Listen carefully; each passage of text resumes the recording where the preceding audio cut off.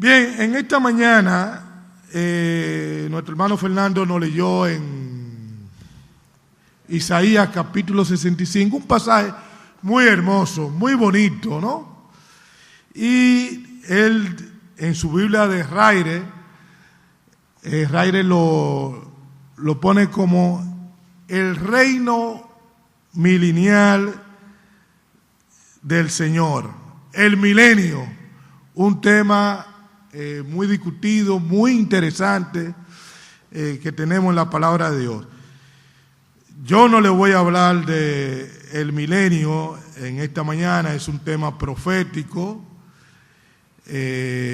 un tema muy discutido.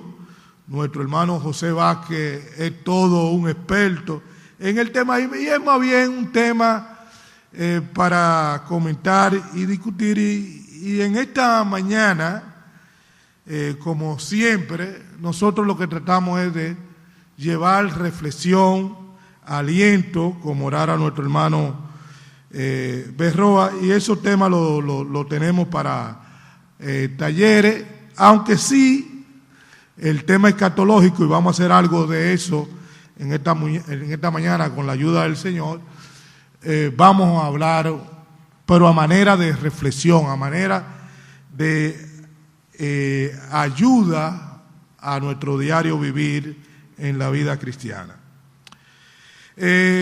Durante todos estos primeros días del año, de este 2019 que estamos estrenando, hemos estado reflexionando sobre el libro de Ageo. ¿Cuántos han participado en esta actividad? Queremos que toda la iglesia se anime y no solo unos pocos vengamos a los cultos en estas 2 semanas. Hemos estado reflexionando sobre Ageo, haciendo énfasis en que debemos meditar, en que debemos considerar los propósitos que Dios tiene para su iglesia y para nosotros. ¿Qué estamos haciendo con eso? A la luz del contexto bíblico en que hemos estado considerando el libro de Ageo, se nos dice que el pueblo de Israel, llevado en cautiverio y vuelto otra vez a su pueblo natal de Jerusalén, vivían, dice, en casas bien artesonadas, es decir, en casas bien arregladitas, bien bonitas. Los comentaristas hablan de maderas importadas, muy bonitas. Sin embargo, el templo estaba en ruinas. ¡Qué paradoja!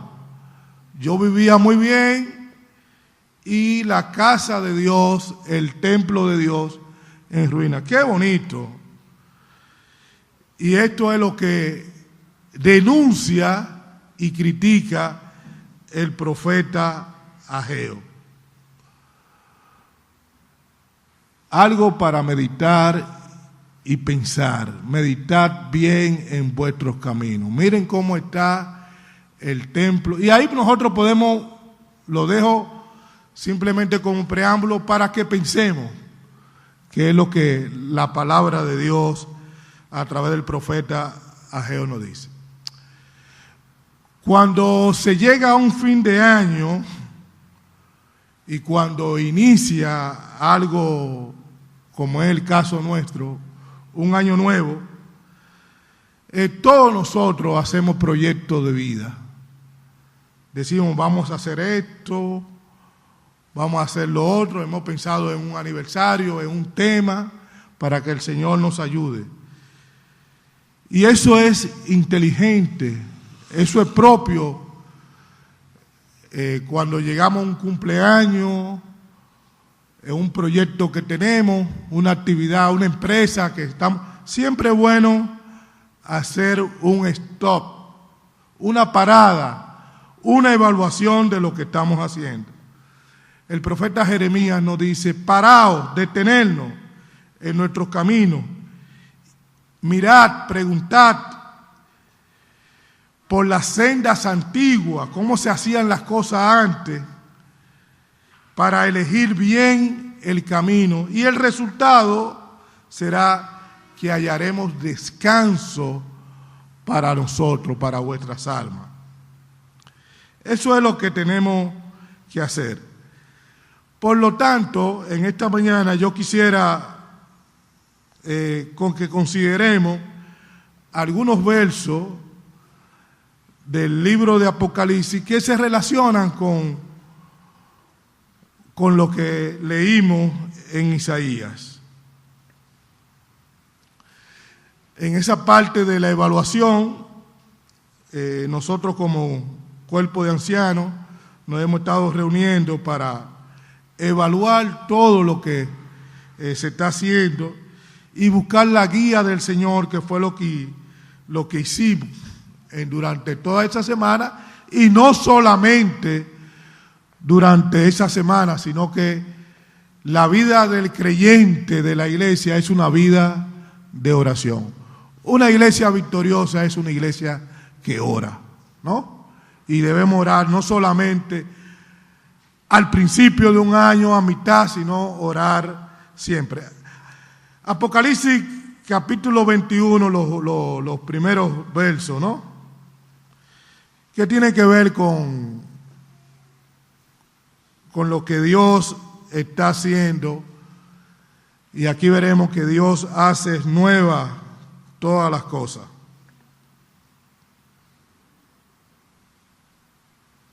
Dice, vi un cielo nuevo y una tierra nueva, porque el primer cielo y la primera tierra pasaron y el mar ya no existía más.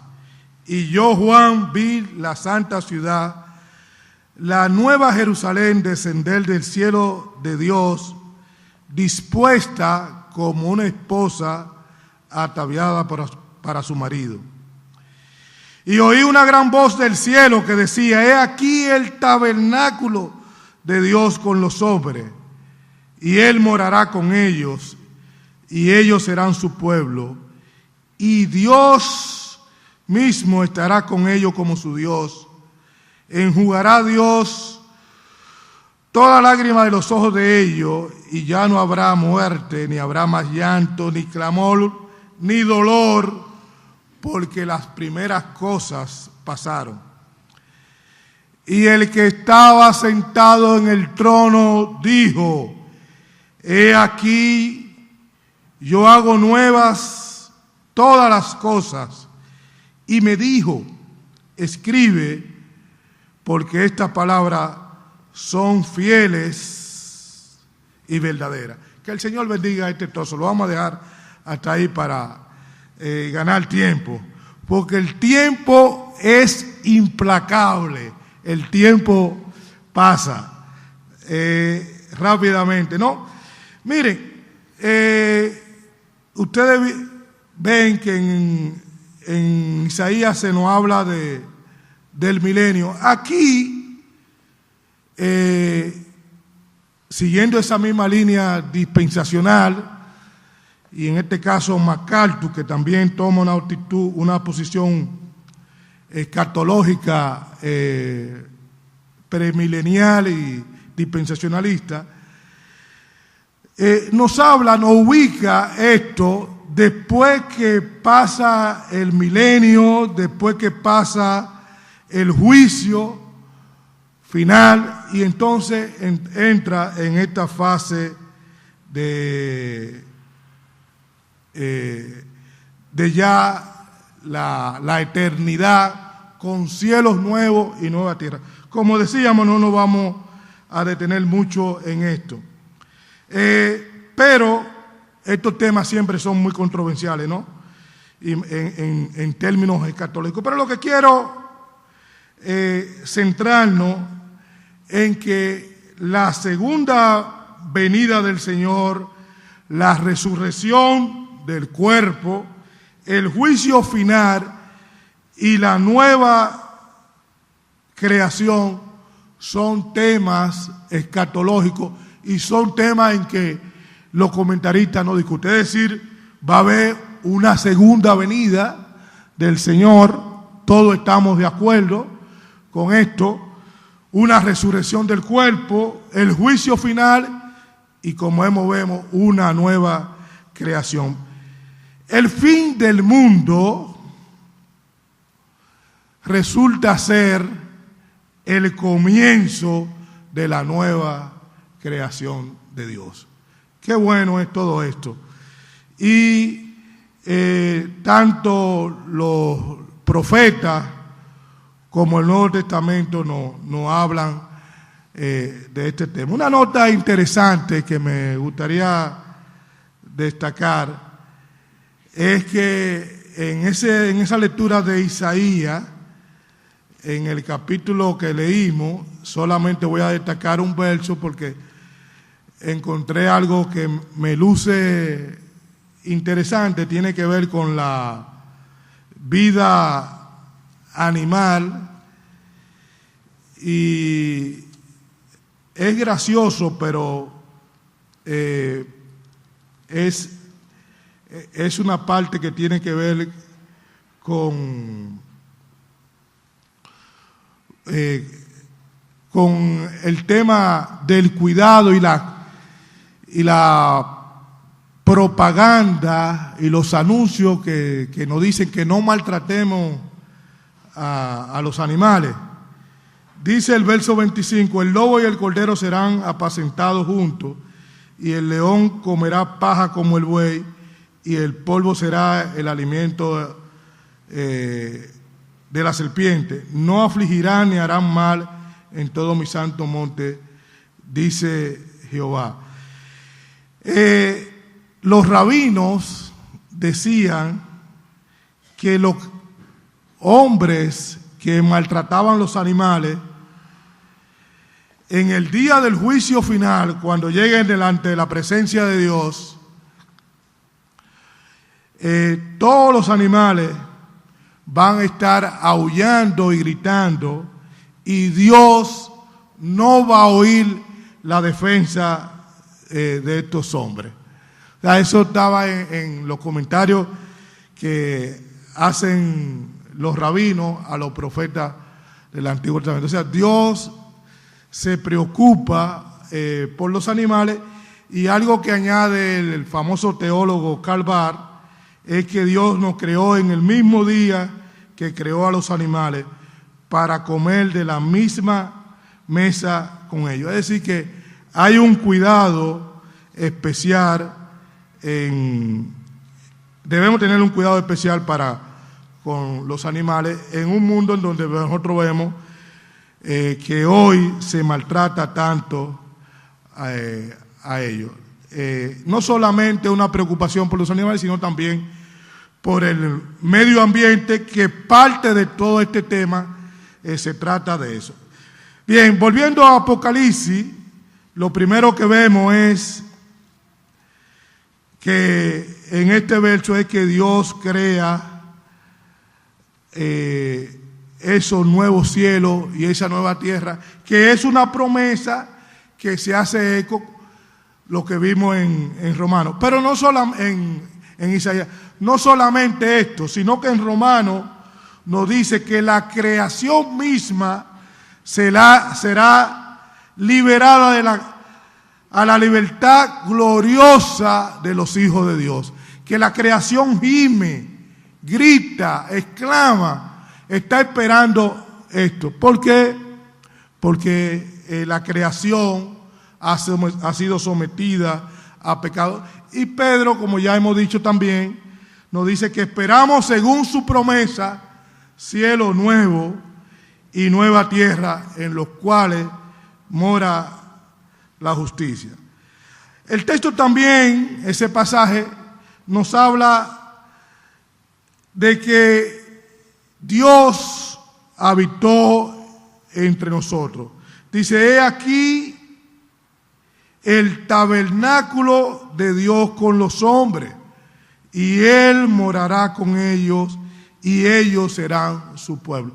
También tiene su antecedente este pasaje en el Antiguo Testamento. En el Antiguo Testamento Dios manda a construir ese tabernáculo. En el libro de Éxodo lo vemos.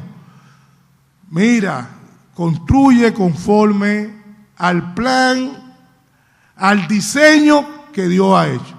Y ahí tenemos mucha enseñanza en cuanto a esto, esta tienda del tabernáculo. Dios habitó en eso, en esa tienda. Pero eso era solamente figura, sombra, como nos dice el libro de lo que había de venir. Esa promesa la vemos cumplida en el Señor. El Señor habitó entre nosotros y vimos su gloria, gloria como del unigénito, lleno de gracia y verdad. Pero no solamente el tabernáculo era sombra, el mismo templo, Salomón lo dice claramente. Entonces, cuando el Señor viene, Él cumple esa promesa de que Él habitó entre nosotros, pero no ya en forma de tabernáculo, de templo, sino en su persona misma.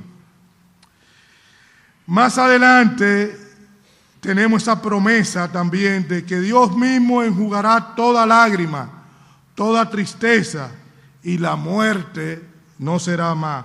La muerte es la paga del pecado, el salario del pecado, pero el regalo de Dios en Cristo Jesús, Señor nuestro, es vida eterna.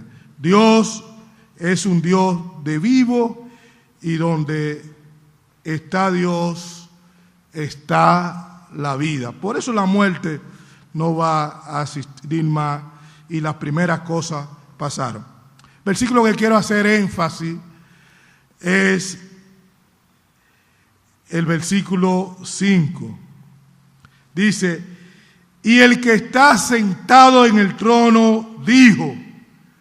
Dios no habla muchas veces en el libro de Apocalipsis, unas cuantas veces, pero esta es una de ellas. Dice: he aquí yo hago nuevas todas las cosas. La pregunta que podemos hacerle al texto es: ¿cuándo Dios hace nuevas todas las cosas? He aquí yo hago nuevas todas las cosas. Dios está haciendo nuevas todas las cosas desde este momento. He aquí yo hago nuevas todas las cosas. Y el que está en Cristo, nueva criatura es, nueva creación es.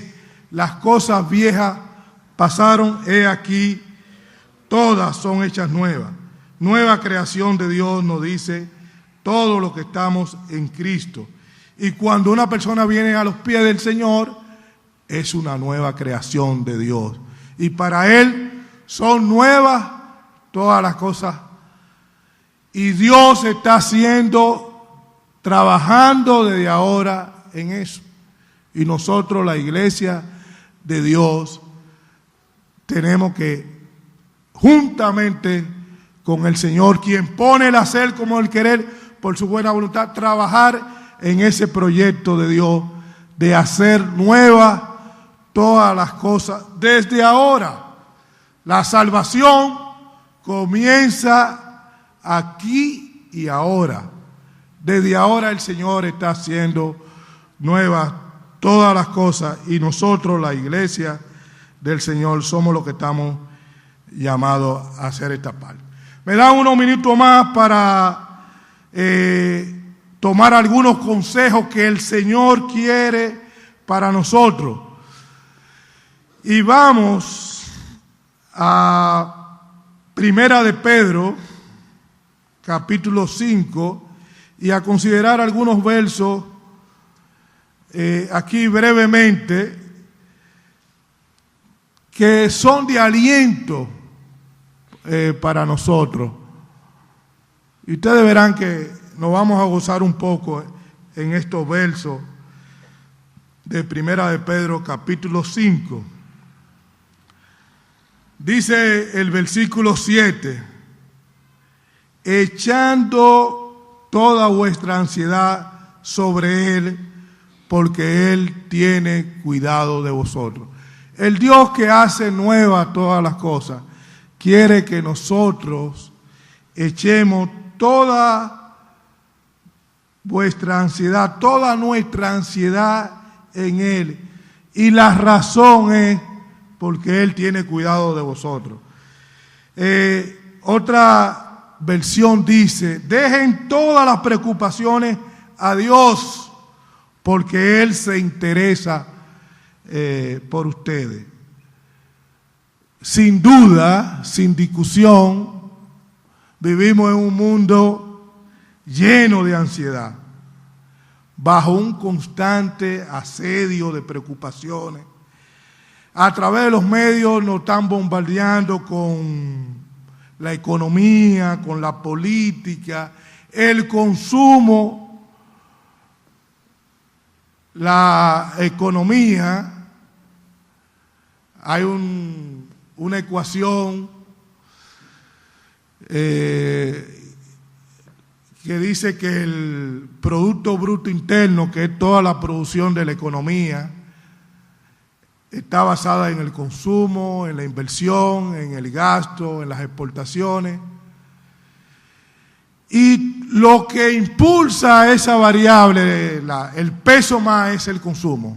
O sea, todos estamos metidos en un mundo que consume, no importa. La gente compra sin saber para qué, y eso es lo que mueve la economía.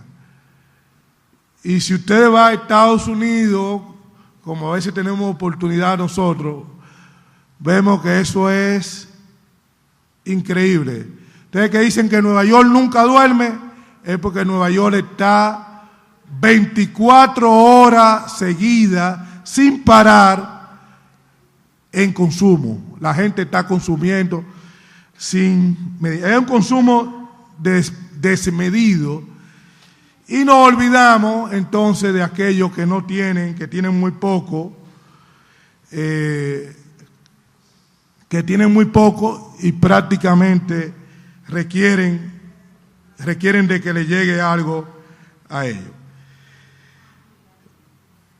El texto bíblico nos invita, hermano, nos aconseja, y este es uno de los consejos que tenemos para esta mañana, para este año que recién estamos estrenando, a que pongamos todas nuestras cargas, que es lo que el texto está diciendo. Cuando dice, echando toda vuestra ansiedad, hace alusión a alguien que viene con un fardo, con un saco, y lo deja. Y se lo dejemos al Señor. Y recordemos que el Señor, ¿qué hizo con nuestros pecados? Él lo cargó nuestros pecados, y ahora Él nos manda a que echemos todas nuestras ansiedades, todos nuestros temores a Él. Y el texto sigue diciendo, porque Él tiene cuidado de vosotros. Otra recomendación, otro imperativo, dice, sed sobrio y velad, pues vuestro adversario el diablo anda como león rugiente buscando a quien devorar. Hermano, seamos sobrios, tengamos dominio propio, que va interrelacionado con este término de la sobriedad. Sed sobrio, no estar como los borrachos, no estar ansioso, estar alerta. Una persona que está borracha se está tambaleando, no está bien de su sentido. Y entonces, todo esto, todas estas condiciones, si no hacemos lo primero, ¿qué es lo primero? Echad vuestras ansiedades en el Señor. Si no hacemos eso, entonces no vamos a estar sobrios ni vamos a poder volar, y no vamos a poder estar alerta, en expectativa. Y el maligno siempre va a estar, vamos a ser presa fácil Porque recuerden que nuestra lucha, ¿cómo es? Es espiritual. Finalmente, y yo creo que este texto no tenemos que hablar mucho de él, es el versículo 10. Se nos manda otras cosas, pero ustedes lo pueden seguir meditando y rumiando este pasaje. El versículo 10 y 11. Mas el Dios de toda gracia, que nos llamó a su gloria eterna en Jesucristo, después que hayáis padecido un poco de tiempo, Él mismo os perfeccione, afirme, fortalezca y establezca. Versículo 11, todos juntos. A Él sea la gloria por los siglos de los siglos. Amén. Miren, simplemente, después quizás podemos seguir alabando al Señor por su gracia, por su amor, como hemos cantado hoy de la gracia de Dios. Qué bonito, ¿eh? ¿Y cómo puedes? Fernando, al final cantamos de nuevo, solo por gracia salvo soy. Ante todas estas dificultades que atravesamos, que pasamos, debemos refugiarnos ¿dónde? En el Dios de toda gracia. Ese texto puede ser, en vez de decir más el Dios, pero, o sea, después de todos los problemas que podamos tener, el apóstol acude ¿a quién? A la gracia de Dios. No el Dios de poquita, de media gracia, sino el Dios de toda la gracia. Podemos refugiarnos entonces en ese Dios que es amor, que nos llamó. Y Efesios, completando esta idea, dice, pero Dios, versículo 4 de Efesios, Dios, capítulo 2, pero el Dios misericordioso nos llamó y nos podemos refugiar en Él. Y la promesa que Dios nos dice, ese Dios de toda gracia que hará en nosotros, son que nos va a hacer ¿qué? Nos perfeccionará, nos fortalecerá y nos va a establecer. Toda esta palabra lo que quiere decir que Dios nos va a poner en un estado de ser cada día más como el Señor Jesucristo. Que el Señor nos bendiga y nos aliente y nos consuele y podamos nosotros hacer nuestra toda esta promesa que el Señor en su palabra nos ha dicho. Bendición.